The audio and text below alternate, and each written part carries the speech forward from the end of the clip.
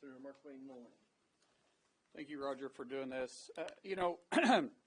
This is a world that I used to live in for a little bit, and there's several questions that have to be answered that's not. And they're really simple, right? Who is AIC, the agent in charge? What SOPs were they using? Standing operating procedures. Who set the perimeters up? Where were the perimeters? What was the initial plan? Was the initial plan detailed out? Did they walk it? How many meetings did they have with local law enforcement? Who was in charge of those meetings? Did the Secret Service attend the 9 o'clock briefing? If the Secret Service didn't attend the 9 o'clock briefing, the question would be why? Because the Secret Service is leading the entire perimeter and leading the whole detail for the purpose of protecting President Trump. If you can't answer those simple questions, then what are you hiding? Right? Most of the time you start with 3 perimeters. The first perimeter would be always protected by local law enforcement. It always is. You use in local law enforcement, it's the softer perimeter. It's the perimeter that's protecting all the buildings, making sure there's no high point advantages, that everything is clearly being looked at within that first perimeter. They're watching the people coming in. They're paying attention to the individuals, the crowds, which way the crowds are moving, who may be an agitator in the crowd. The second perimeter is a little bit harder of a perimeter. It's where you get your bags checked, right? It's where you make sure you have a clear bag.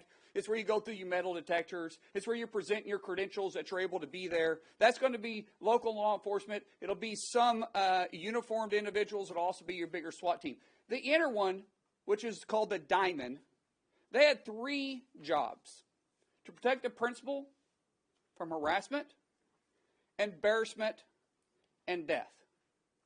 Harassment, embarrassment, and death.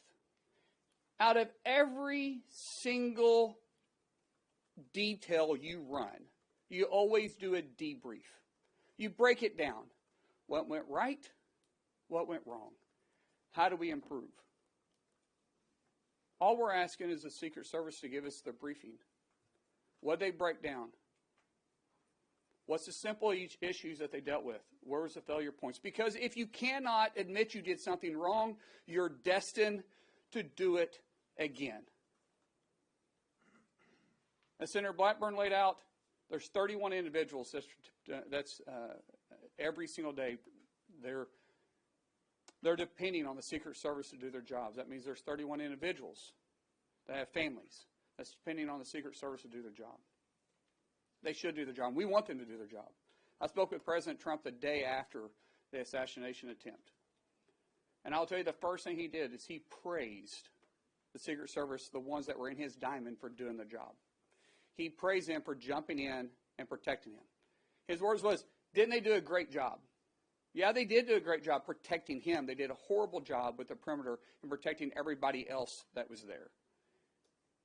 I'm not against the Secret Service. But people need to be held accountable, not just Kimberly, the former director, other people there that was in charge of the site. They need to be held accountable also. And I think that's what Congress is trying to get to. We want to prevent this from ever happening again. We want to help them, but they're not being transparent with us. If they're not, then we'll have to go around them if they're not going to work with us. Thank you, Roger.